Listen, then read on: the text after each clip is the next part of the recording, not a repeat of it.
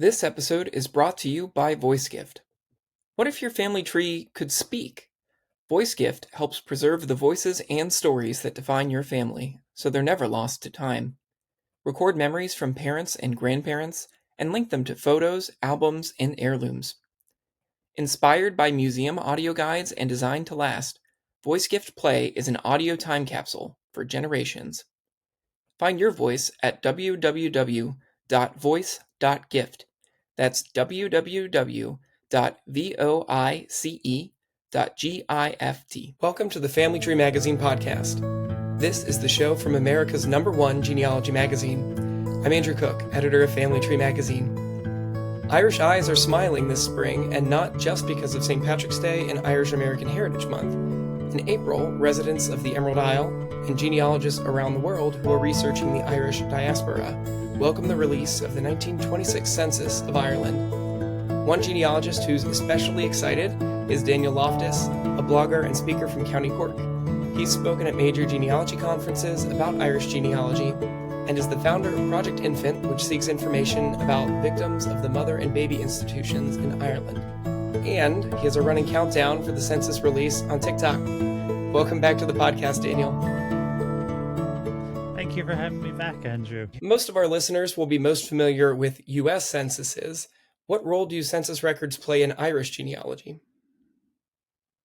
So for Ireland, they're really helpful at it's kind of a universal purpose in that you can use it to gain an insight into the family, because it's a snapshot that we get into the past. It's one day, but it's still something that can tell us an awful lot about the family, in that it can tell us, what their trade was in life, what they did as a way of life, how many kids they had, how long they've been married. It tells us an awful lot of things about our ancestors, and can sometimes give contextual clues as well as to why someone wasn't where they should be.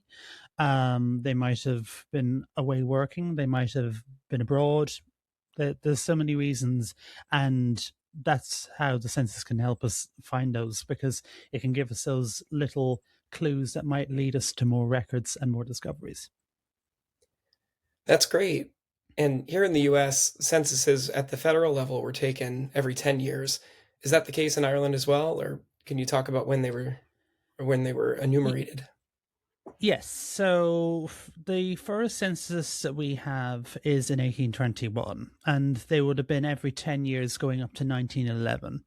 We were meant to have one in 1921, but right at the time of that census, we had a war of independence going on that would go on until that December. And when Ireland became the Irish Free State the following year, we then had the joy of waiting for another census. We had a census every 10 years, starting in 1821, which was our first one, and it went 10 years until 1911, and then we were supposed to have one in 1921, but because we had a war of independence going on at the time, it caused the census to be postponed, as it was seen as an attack on the kind of people of Ireland, in the sense that it was their an invasion of the authority of an alien people. Basically, they didn't want the British government coming in and taking a census while there was a war going on. So that was postponed until April of 1926. And we then had the first of what Ireland would have been at the time being the Irish Free State. So it was the first census as Saor Stát na hÉireann, which is Irish Free State in Irish. And it was the first glimpse of Ireland kind of post-war. So post-war, we had... it's the first glimpse we have of Ireland as the Irish Free State post-war. So we had the post kind of War of Independence period, finishing in December 1921. And then we had the Civil War from June of 1922 to May of 1923, which, again, another war and kind of pushing things on a little bit.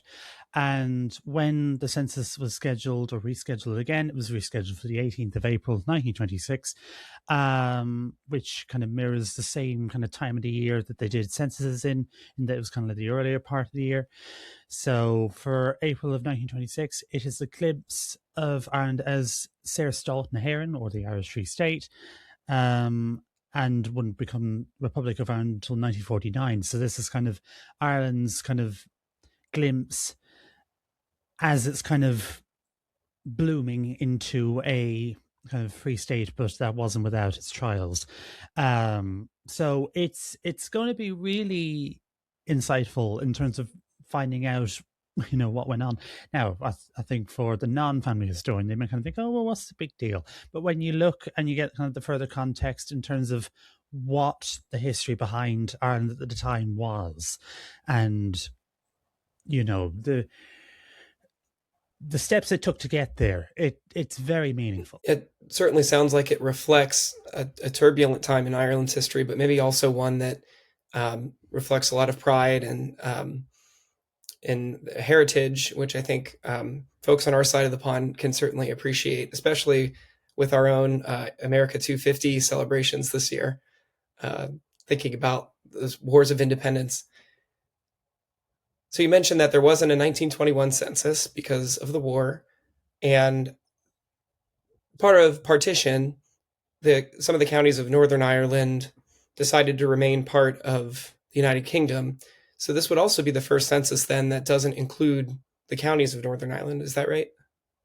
Yes. So there was a 1926 census for the counties of Northern Ireland taken, but in 2013 there was a article from the BBC that stated that they had been lost. So there is no 1926 surviving returns for Northern Ireland. So I believe the next one is 1937, although I think it's more kind of generic reports. It does not give a whole lot of detail on them. So I suppose it's kind of a win in the sense that we have, a new census coming out in general, but for people who have heritage or who have ancestors in Northern Ireland for that period, it's going to be a little bit of a loss for them because they will not be able to kind of fill in that gap, and there'll be an even bigger one since the 1911 census to their next one. Yes, that can certainly be a challenge when, a census was taken, but they didn't ask enough questions or the records didn't survive. To that end, can you talk a little bit about those earlier censuses, the 1821, the 1911? What of those records survive? So the ones that did survive, you have fragments of the 1821 through to 1851. Now, majority of them were lost as part of the Public Record Office fire in June of 1922. So this was during the Civil War, and they were kept in the Public Records Office in Dublin. And when it was set on fire, a lot of what was in it was lost, but there were fragments of the 1821 through to 1851 that do survive, but in a very limited capacity. And it's just interesting to see kind of how kind of little information started out in terms of like, it was very like, what's the name, what's the age, but it was rounded up.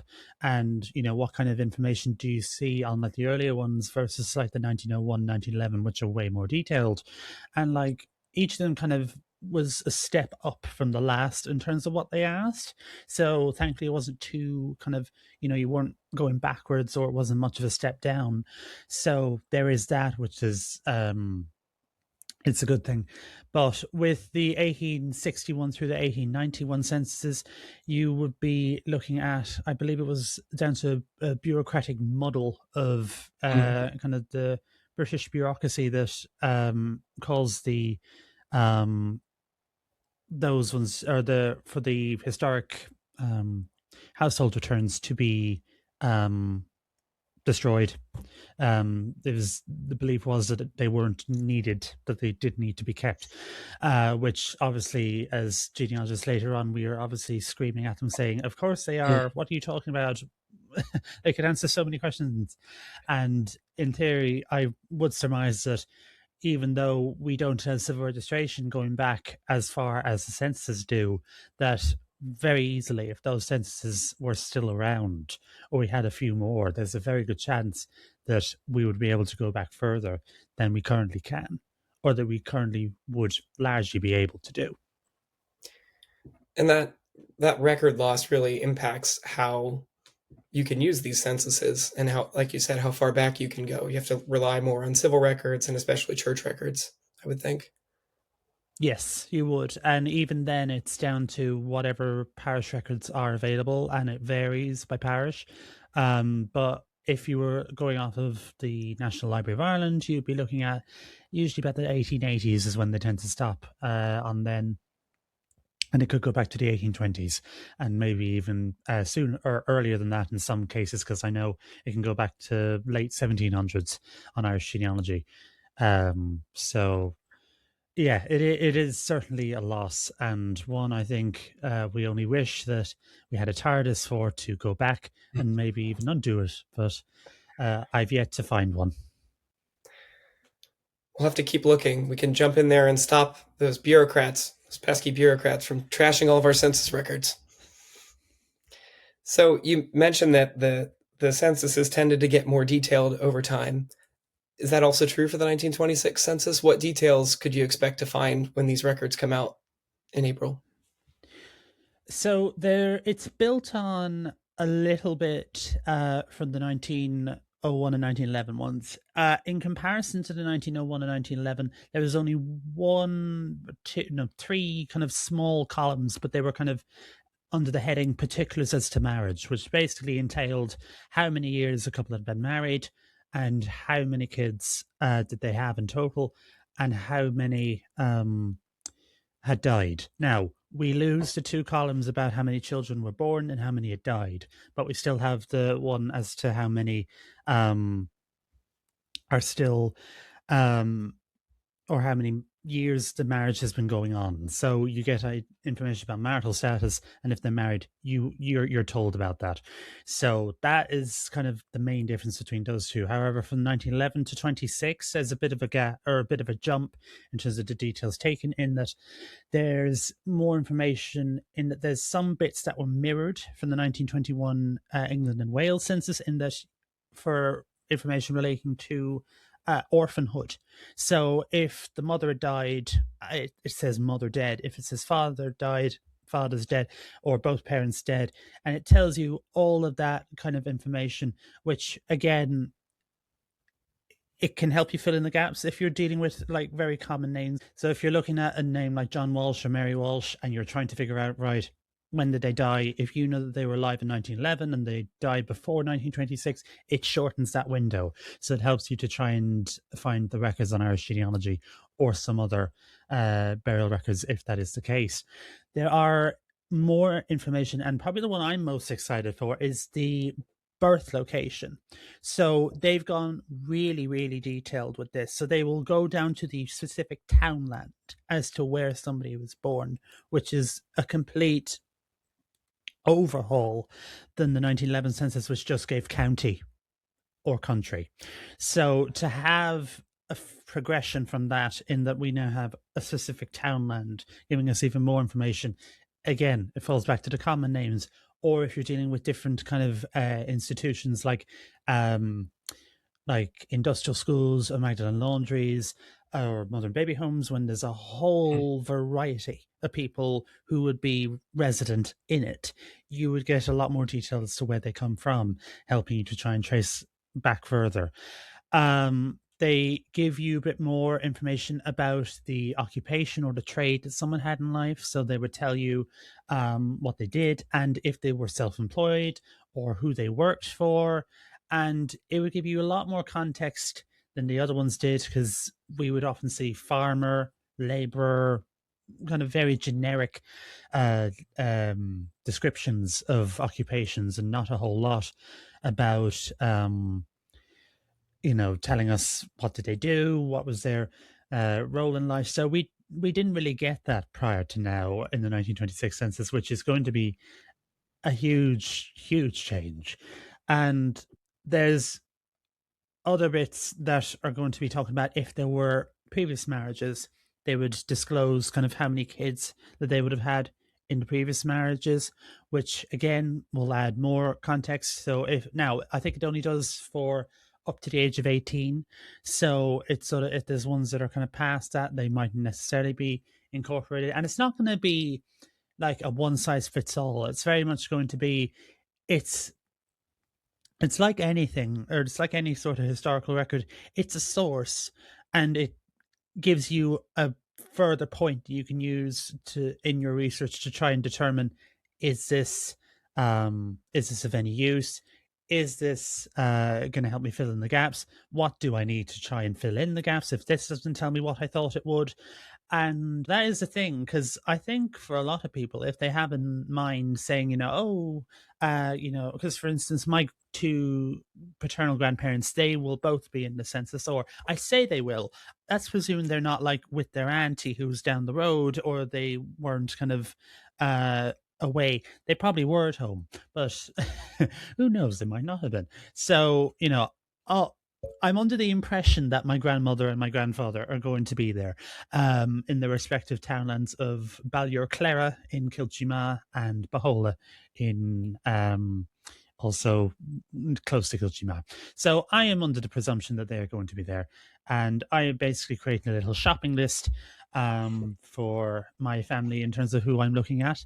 And then I realized there is no need for me to do a shopping list because there is literally anyone from my grandparents' generation up is who I'm looking for. So it would be a fairly pointless exercise. All I'd need is just to look at my tree. But it's also a case of it might also make us wonder why they might not have been there if they aren't there.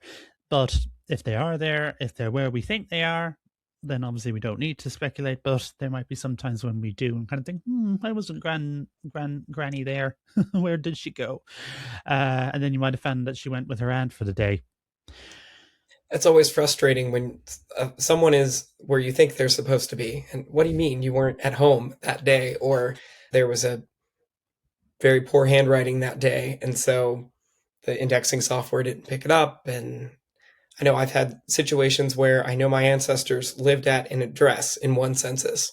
And I assumed, hey, well, let's go back and look. But I can't find them and I can't find the address. And I have to go in and actually browse through the records. And that level of detail that you mentioned is so striking, I think. The townland for our US listeners, I mean, that's really the municipality, not even the city. I mean, really nitty gritty. Yeah, it's really precise. And so that what I'm getting is that 26 census has not only a variety of information, but also a depth of information that's going to help people through turbulent time in history, bridge the gap back to the 1911 census and to civil records, church records that were created around that time. And you stumbled upon also something we like to cover when there is a census release. This is, after all, just the latest in a series. We had the 1950 US Census, there was a 1921 Census of England and Wales, a 1931 Census of Canada. And one way we can prepare is by creating a list, even if it's just a short, here's who I'm looking for, here's who's supposed to be in the census, and that gives you a little bit of a shortcut. Now, the 1926 census, will these records be available online, or is there going to be some sort of delay with the digitization or the indexing? So I don't work for the National Archives, so I don't kind of know in terms of like how that's going on their end, but I know that the digitization, everything is still going, and it will be going online at midnight in Ireland on the 18th of April. So I will be staying up, and it'll probably be one of the few times I will ever do an all-nighter. But yeah, it's going to be exciting, and it's going to be on the National Archives of Ireland's website, as the previous census returns are being moved to as well. They're phasing out the old census website that they used, that was started in 2007. So they're phasing that one out and they're merging it in with their main one, which is also where the 1926 census is going to be going. So that'll be how that will go. But if you look at the National Archives of Ireland on Instagram, I think their handle is NAR Ireland. I think.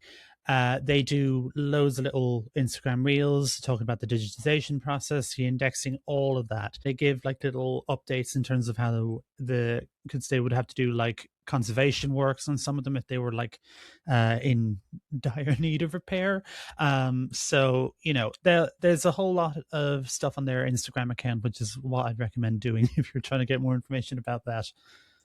That's fascinating, and testament not only to how much work is involved, but also how precious these documents are. A reminder for us in our own archives, maybe. And we'll be sure to link to not only the National Archives Instagram page, but that search portal you talked about where the census records will be. We also included a tutorial for those in a recent issue of the magazine, which I'll link to online. Well, Daniel, I really appreciate you joining us and telling us all about this exciting record release.